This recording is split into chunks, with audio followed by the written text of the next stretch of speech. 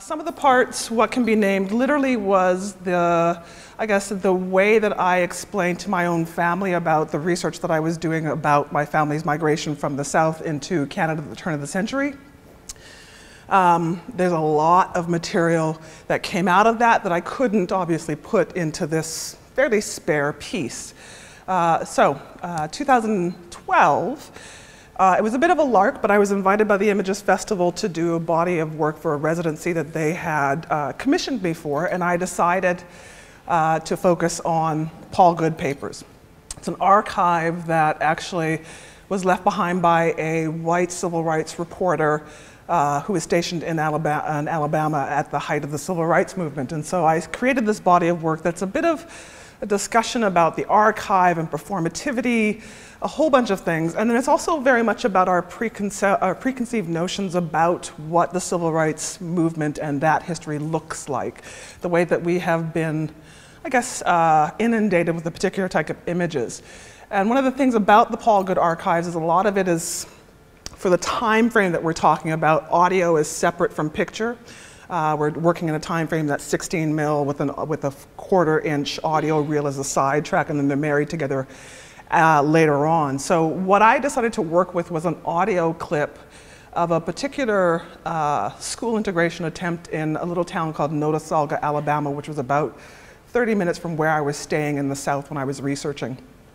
And I decided to, I'll explain it like this. I had a very preconceived idea about what it was that I was listening to, and I realized what it was, and then I used that as a pivot and a conceptual premise for pretty much everything that I've been doing since then.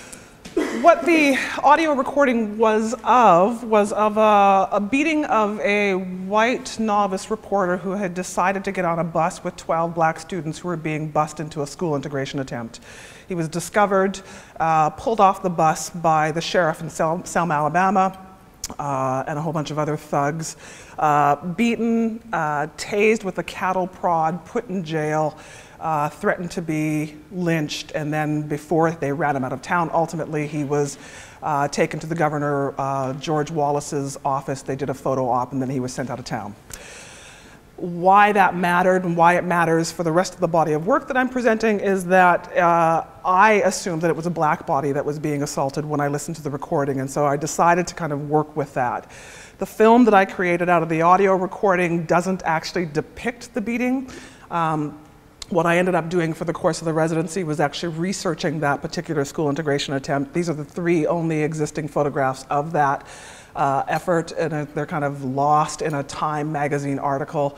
And really the only reason that the integration attempt factors at all is because of the beating of this white reporter. The news wasn't focused on the black kids, it was about this white reporter.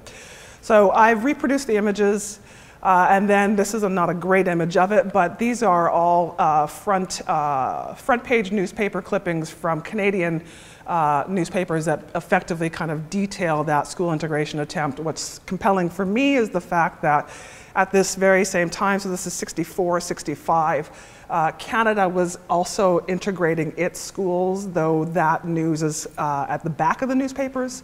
The American conflict is at the front of the newspapers, which is something that kind of comes up later in my practice, this kind of ongoing finger pointing that Canadians do about the ways that Americans treat blacks. Still digging, and a lot of this informs the next exhibition that happens in 2013. This archive was situated next to Paul Good's.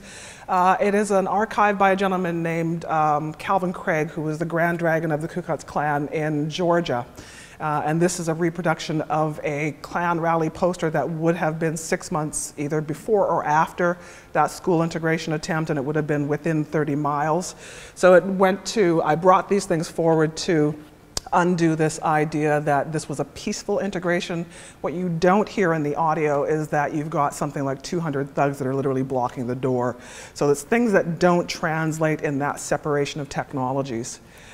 And then again, trying to kind of take advantage of the expectations around representation, I again kind of found other information about the civil rights movement at that time and the way that the Klan had started to take advantage of the media presentations or media presence that they had. And so this is an example of also the access that whites had. So the Klan decided to invite white reporters into things like cross burnings and stuff like that. And so in this instance, 3 reporters were allowed access to a cross burning in South Carolina. And it's a 5-page expose that's actually quite sexy in kind of perverse ways that basically details everything from the beginning of a cross burning to the very end. And then I presented in this gallery space as an overview of how the Klan engages. Going back to Paul Goode and then the Klan itself, Paul Goode had done an interview with Robert Shelton, who was the imperial wizard of the Ku Klux Klan, the highest ranking Klansman in the country.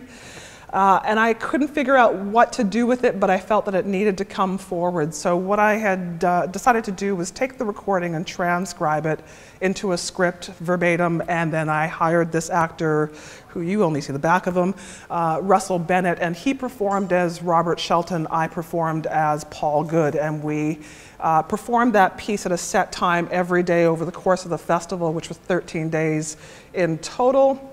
And then it was also documented on a daily basis. So on the walls, you'll notice the cameras that are mounted.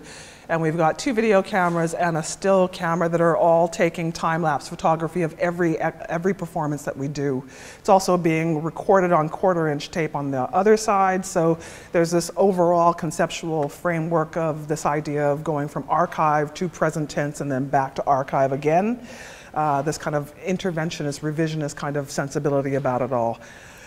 And then, of course, over the course of the exhibition, the photographs that we take are installed on this gallery wall to, I guess, obviously animate the space while we're not there, but then also document an event that isn't always present, which is something you could say about everything that we're talking about.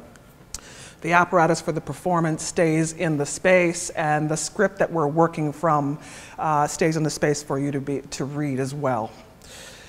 And then that leads us to this body of work. Actually, all of that was a workshopping of a few ideas around what you can get away with this kind of material. If there's anything to say about this body of work, it would be that it was an opportunity for me to work through my own anxieties about presenting the Klan. I mean, what does it mean for a black woman to be bringing this material forward? Is it glorifying the Klan? What exactly does this do? And so I can say that it got me far enough into the material that I felt like I could present this body of work at the AGYU, which is a fairly significant exhibition on my part. These 3 semi-okay documentary images are from the vitrines on the outside of the AGYU. They have these are outward-facing vitrines that we turned into light boxes, and they were right in front of the bus station. So we had fantastic traffic over the course of the exhibition. I think they estimate something like 30,000 people go by that spot over the course of a month or something like that. And what they are they're reproductions from a catalog that the Klan had produced for its own constituents. The Klan was actually a fairly established industry in and of itself. You could mail order Klan robes, you could mail order banners for your particular clavern or your particular group, and so these are literally from a catalog of possible examples of samples of banners that you could order for any kind of public demonstration that you wanted to do. So if you wanted to walk down a street with your whole group and you wanted to have banners, this is what you could order from. So we lit those up on the outside of the gallery space, and it was really fascinating to see how many students didn't know what they were looking at, which is a whole other conversation altogether, but really interesting for me to kind of see that. So that's what you were hit with on the outside of the space. And then there were a couple of other things that set up the exhibition before you actually got into the gallery space itself. On the left is a collection of it is a a report from the House of Un-American Activities. They did a national investigation of the Klan across the United States. This is basically a who's who of every Klan member that was known to the federal government at that time. So that was stationed in the lobby of the gallery space, and on the right-hand side, much like this gallery does, the AGYU has a mailing list. This one in particular had a list of about 3,000 people that they sent to let people know about the upcoming exhibition. And I had inserted this Klan threat into the mailing, just unannounced. It just was part of the mailing itself. And it is a reproduction of a threat that was sent to a researcher in Alberta in 1986. She was researching the Klan at that time, and so it kind of brings it a little bit closer to my family history. I certainly was raised to believe in the Klan, and I was raised part-time in Alberta and in the prairies, so I was always aware of it. So if anything, Invisible Empires is an effort for me to bring back, to create a body of work that comes closer to the understanding that I have of Canada and the prairies as it relates to blackness and the Klan itself. So you got this Klan letter, this threat letter, like anybody else would. If you were on the wrong side of the Klan, you would get this in the mail unannounced. And so you got to understand how the organization worked. And then when you come into the space, it's kind of, the gallery piece itself has a bit of a musical kind of bookending strategy going on. The first thing that you see when you come into the space is a reproduction of a Claude card or a hymn that the Klan actually has. This was bought off of eBay, and I've just enlarged it. And it effectively is a religious hymn that the Klan would basically sing at the beginning of their own rituals. This is an older piece. This is like, the Klan card itself is like 1926 or something like that, but it does give you some of the inner workings of the organization. And then when you get into the space, there is a couple of things. On opening night, what I did, again, trying to bring it back to this Canadian reference, the CBC, at the height of the Civil Rights Movement, 1965, they thought it was a great idea to bring Calvin Craig, the gentleman I had mentioned in the previous show, to the CBC studios in Toronto. And it was a bit of a setup because they had also decided to bring James Bevel, who is a civil rights activist, but they didn't tell the Klan that that was happening. So it was a full-on conflict that really is, I mean, I think James Bevel comes out of that in one piece largely because it's a live recording. And if it was in an alleyway, I think it would have ended very differently. And it's an interesting thing. You would think that I was really focused on the Klan and their rhetoric, and I am. But really what the pivot piece, what this was about for me, was focusing on the CBC reporter. And again, that finger pointing that the Canadian, this particular host did, this ongoing engagement with the Americans, like, come on, you guys, just shake hands. This is really light stuff. And I guess there's just, I'm fascinated by that naivete around race relations. So on opening night, we performed this live, and it's basically a reproduction like the performance at Gallery 44. It's verbatim from the original.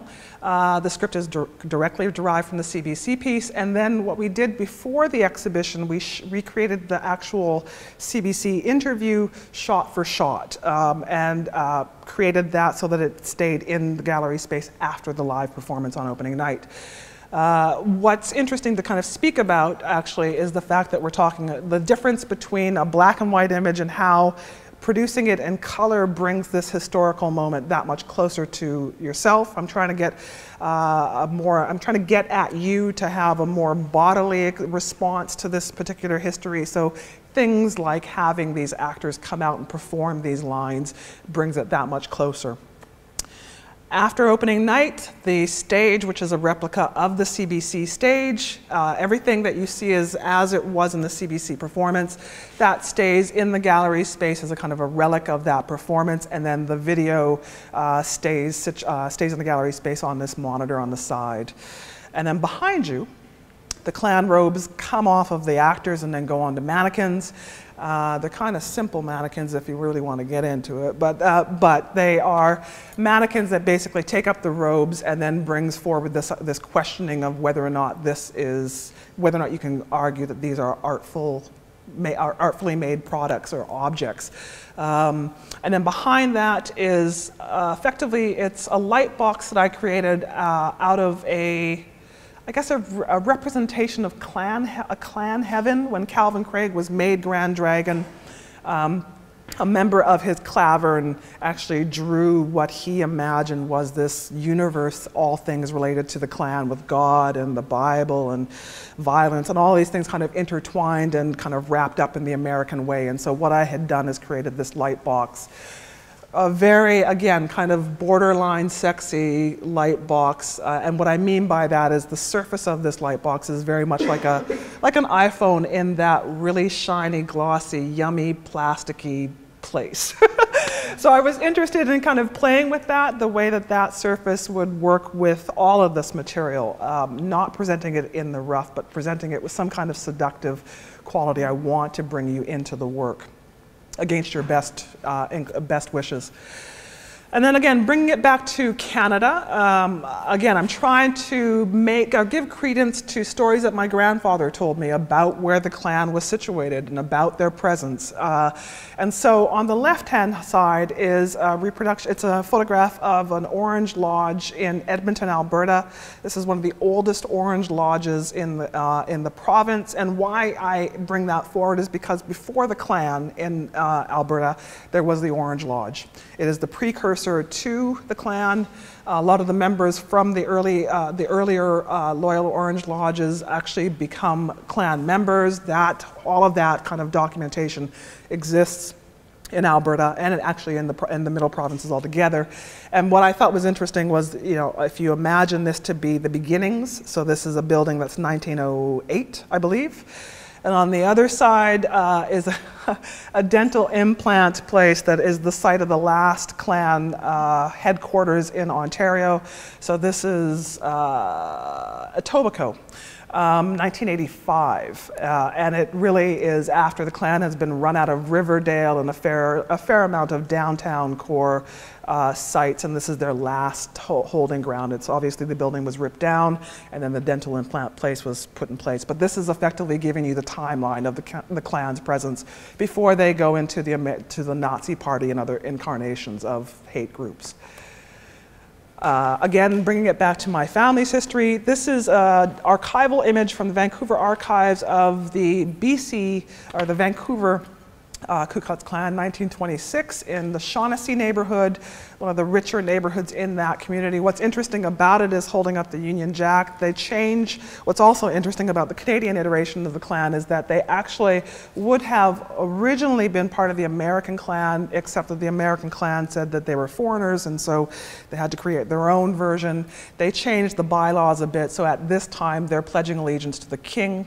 But everything is all very much rooted in the Commonwealth. And then again, trying to bring it that much closer to my family. This and actually really this is the foundation of really everything that I'm working from. When my family migrated from the South into Canada, they were met with a significant amount of resistance. In fact, they were driven out of Oklahoma by the Klan as whites were making land claims. And then on the other side, they met a fair amount of resistance by the Canadian government, who had mistakenly advertised in black newspapers that they were looking for people to come and homestead. They didn't mean black people, but they got black people, and what came of that activity is a fair amount of local industry to push back blacks from coming in. What's on this wall is a reproduction of a petition.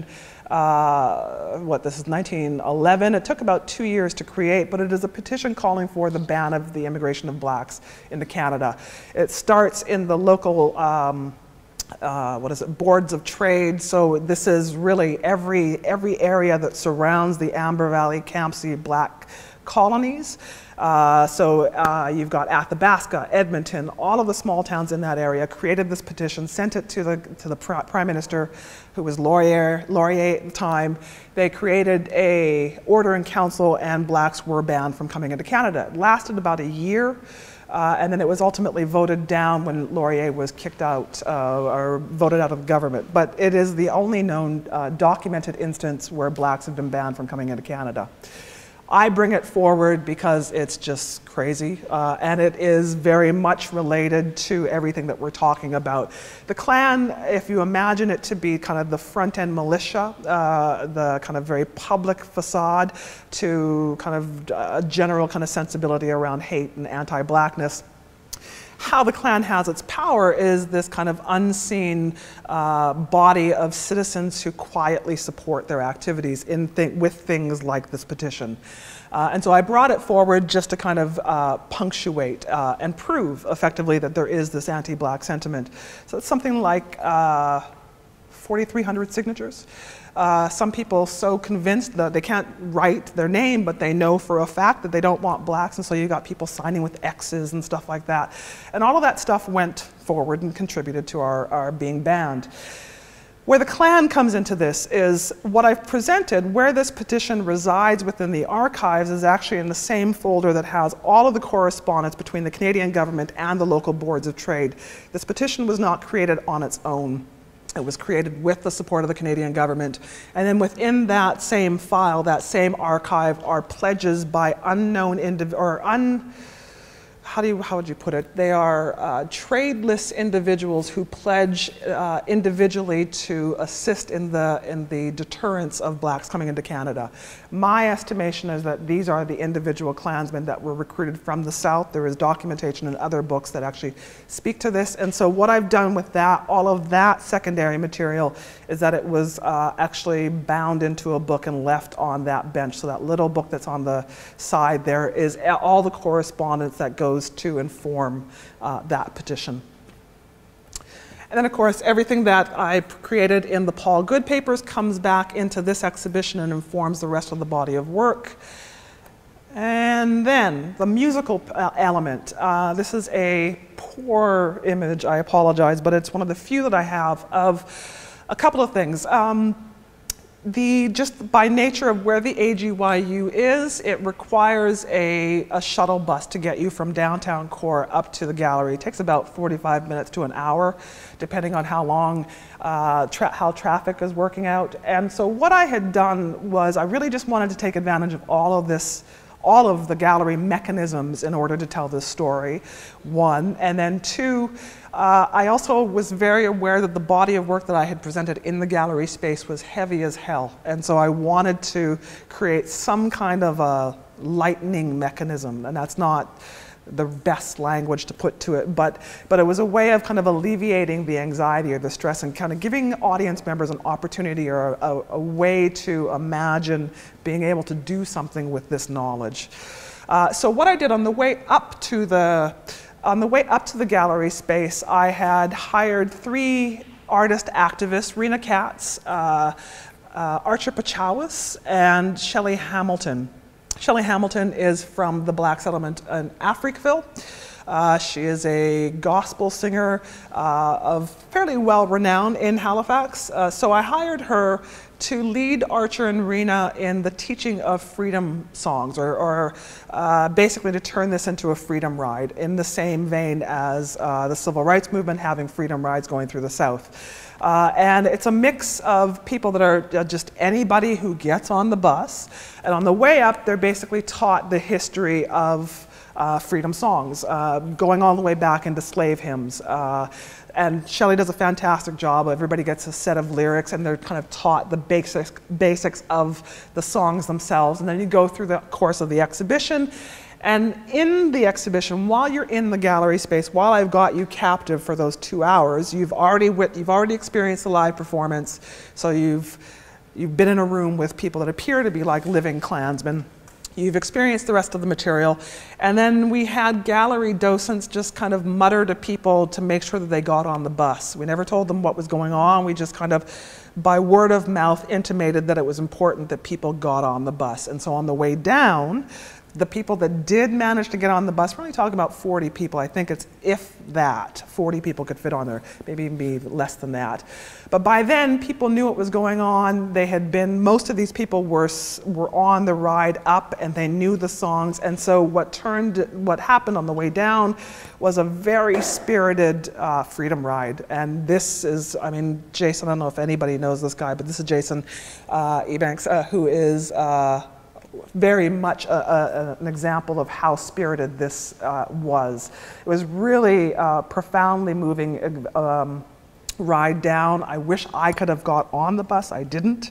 But from what I hear, the people that came off of that bus were feeling quite empowered. And I know a number of them have gone out and done a number of other things around anti-racism since this exhibition. So that is an overview of Invisible Empires. Since then, I just can't seem to get enough of Paul Good. Paul Good also was stationed in Atlanta, and I was commissioned by a group called Flux Night, who do a one-night exhibition, very much in keeping with Nuit Blanche. The same idea, except it's in Atlanta, and it's about half as long. And it's a street festival that is bordering on, literally on the border between black and white neighborhoods. And what I chose to do was to animate another recording that Paul Good had left behind. This is conflicts between the Klan in Atlanta and civil rights activists, and all of this took place about 10 minutes away from where the festival was happening. The image that you're looking at is some of the still from the film that I created to animate the audio. This film, this imagery here is specifically from home movies from Stone Mountain, Georgia, 1958-59. Stone Mountain, Georgia is the second site, the site of the second uprising of the Klan. It's the other Mount Rushmore in the United States. In Stone Mountain, there's actually a mountain that's got the profiles of prominent Klansmen carved into the side of this mountain. It's now an amusement park. We could talk about that for a while. But anyhow, so this footage is this home movie footage is what kind of carries the bulk of the recording that Paul Good left behind. It's about an hour and a half long. And so over the course of Flux Night, we perform it, I think, about 5 times. And it's got some really lovely back of the pew, back of the church recordings of Martin Luther King. Lots of fantastic material just that Paul had just left behind. So this 1.5 hour performance takes place on the street. It's literally, so that film I'm mentioning is literally projected behind Marcy T. House, who is an American / Canadian actor who I hired somewhat as a surrogate for me. I'm still trying to work out whether or not I need to be in these performances or whether or not somebody else can do it. And so she's me, but she's also Paul Good. So in any part of the performance or any part of the recording where Paul Good is speaking, Marcy is performing instead of him. So she's literally like the reporter on the street.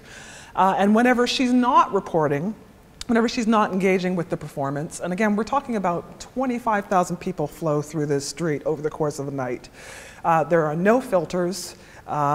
This is probably the scariest engagement I've ever done for the fact that really there's no security. It's us and people on the street, and we're just spewing this stuff on the street, and we had varied responses. A lot of white people really resented the fact that we were spewing Klan rhetoric, and then a lot of black people from the region were unaware of the history of their own neighborhood. So it was really charged. We thankfully had a stir-fry booth across from us, and they were very good with knives, and they were friendly guys, and so they became our kind of surrogate security. But whenever Marcy wasn't performing, we would hand out these. There were 5 incidents that were highlighted in that particular recording. And what we did is there's 5 newspaper clippings that correspond with those recordings. I created business cards that on the one hand is literally lifting the text off of the newspaper, and then the back side is a QVR code and a link that's effectively taking you to a website. I'm assuming that most of the people in this audience will have a smartphone. And then when you do go follow that code, you go back to my website, and I've gone to the original sites of where these Klan conflicts were in Atlanta, and then I've also given you the context of the recording that we've just kind of dumped on the street via the newspaper clipping itself. So it's not completely, what would I say, irresponsible in the sense that I do attempt to kind of contextualize it. And then in doing that, what I've also done is effectively map these 5 sites. One of them works out to be the College of Art. Another is a very famous restaurant that was integrated in a very violent way that's still in existence. All of these places are still very much there. And if I was ever really questioning whether or not the Klan still existed, this was in, October of 2013, and the Klan, the present day Klan, staged a rally on this site that you're looking at 2 months after. So it's very much an active organization.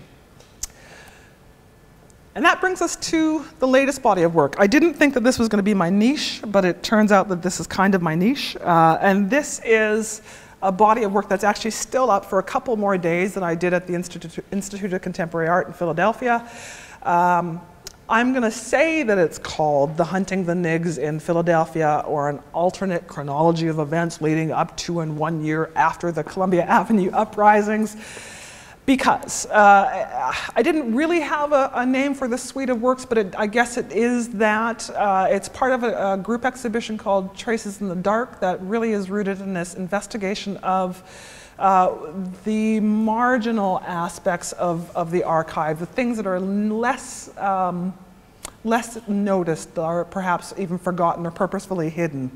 And then I imagine I have a skill of tracking the Klan, and so what I've done here is basically, by this time Ferguson has happened. Ferguson, Missouri has happened. There's been a number of racially charged events that have been happening in the United States, and if you go about trying to imagine how could something like a Ferguson happen, and I tried to answer that question via a race riot that happened in Philadelphia that virtually nobody knows about. It happened in 1964 on Columbia Avenue. And it was a race riot that took place over 3 days, and the black community effectively torched its own community. It devastated it. It just wiped out everything.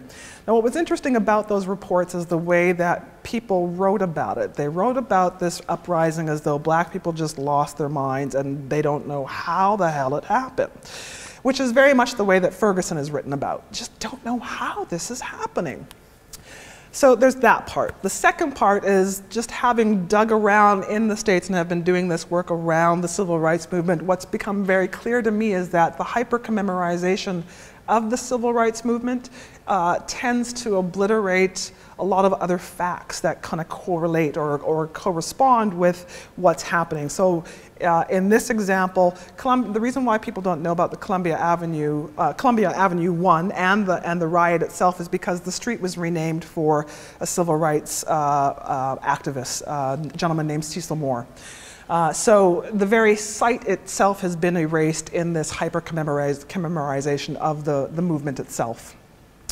So what I've created here is this is an overview of the pieces that are created. The stand you might recognize because I've brought forward the Paul Good and Robert Shelton interview that I did at Gallery 44. So if you imagine the Gallery 44 performance as a workshopping of ideas, I bring it back here to Philadelphia with a couple of tweaks. One, I perform as Robert Shelton, which was something I literally choked on when I was presenting it in Toronto. I couldn't say the words, I couldn't do it. And then what was surprising about it here is that I actually performed it at this ridiculously large opening night thing. And just by nature of the loudness of it all, I had to really kind of project like hell, and I was projecting with the southern drawl. I was kind of I took up the cadence of Robert Shelton. So it was just by nature of I guess the pressure of the event that it kind of got me past my own inhibitions. And then on the other side, I'm not hiring an actor any longer. This time I'm working with students. University of Pennsylvania, when I thought about farming out this performance, I really had hoped to be working with black students, but just by nature of what University of Pennsylvania is, and the art program, I got 6 well-to-do white students. And so it became a different challenge for me conceptually. I wasn't convinced that it was the right thing to do, but what we did is I performed on the opening night, and over the course of the exhibition, these 6 students took up the role of both performers. And so it actually, I think, kind of comes around conceptually. I think it's a very interesting way to discuss white people taking up their own history and whether or not I need to be in the frame at all.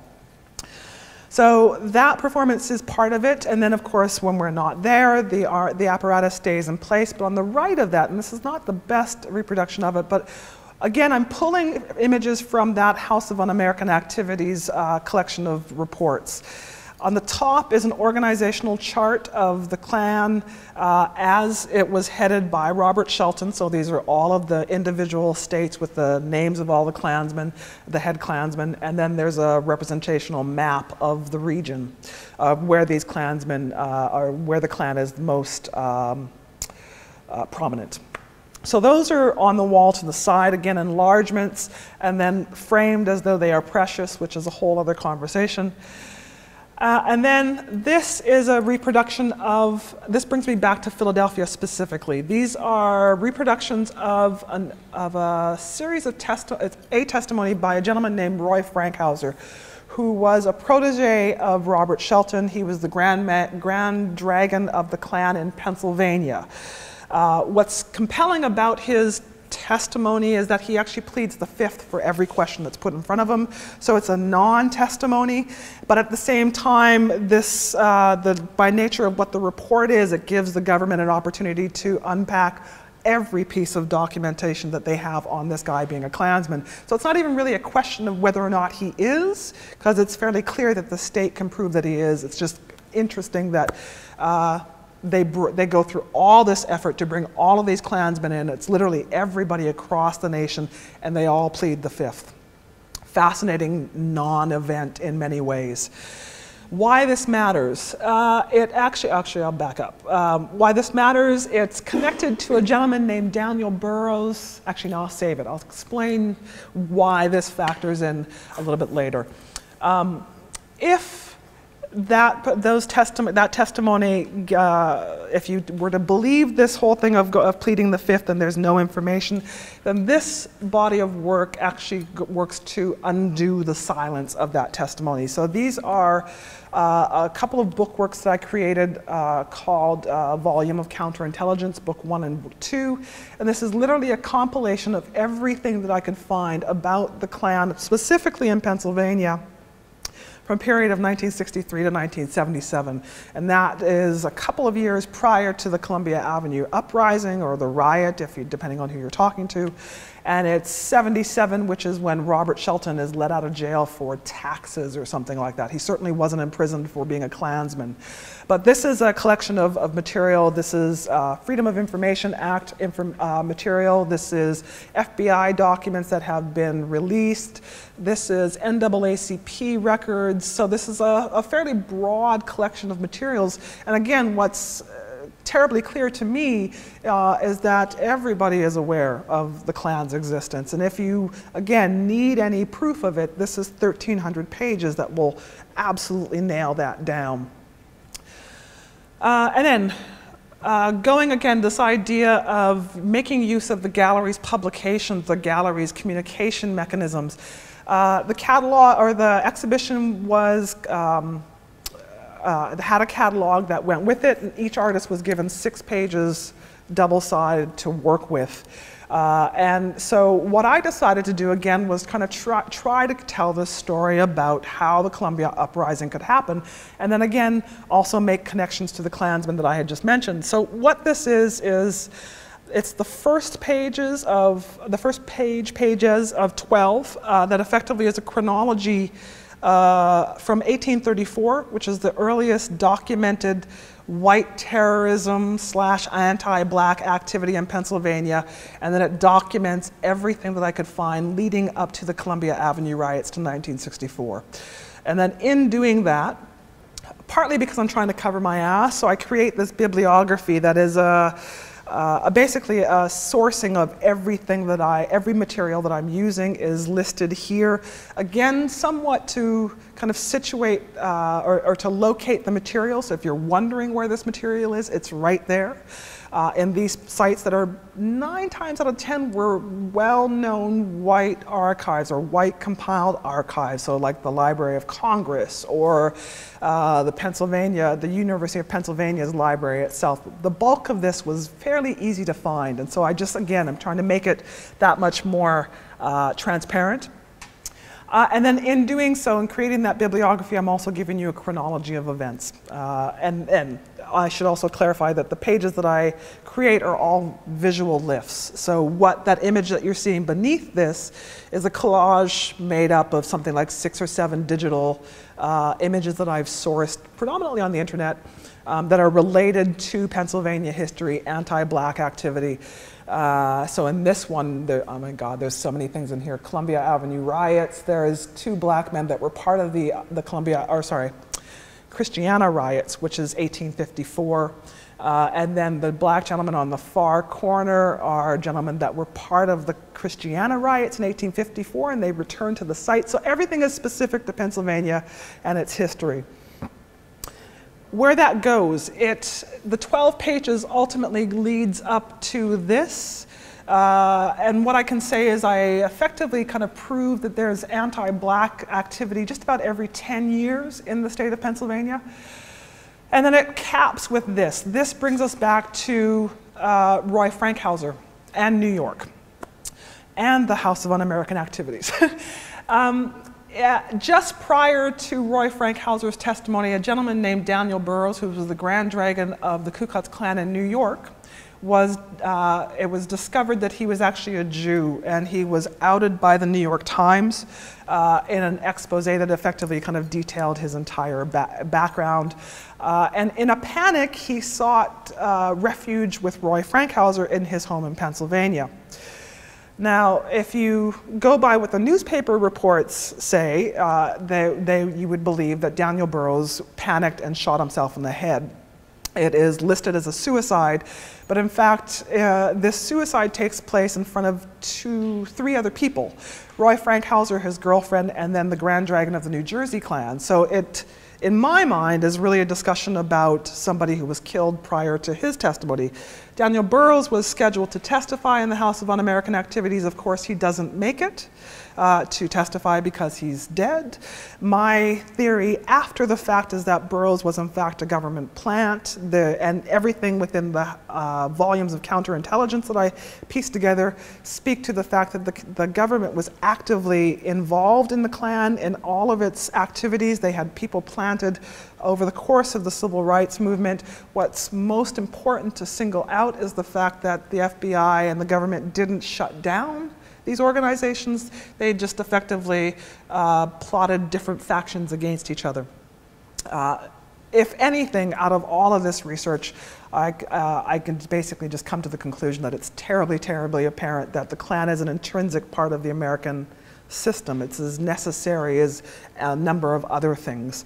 So, the publication, the catalog that goes within the exhibition ends with this is the last page. It's an introduction of Daniel Burroughs, which then brings you back to Roy Frankhauser. So it's a very long, twisted way of getting at the Klan's presence as it relates to the Columbia Avenue uprising. So this is documentation on the right-hand side of the Columbia Avenue riots at the time, and then also integration attempts at a school just down the way from Temple University in Philadelphia. So I would never have said that I would have made a career out of tracing the Klan, but it's happened. And then again, I have to kind of bring it back to the promise that I made, which was to make connections back to my own family history, which is that I only know how to source this material just because I was taught to look for it. And there are a lot of people that aren't trained or taught to look for this kind of information.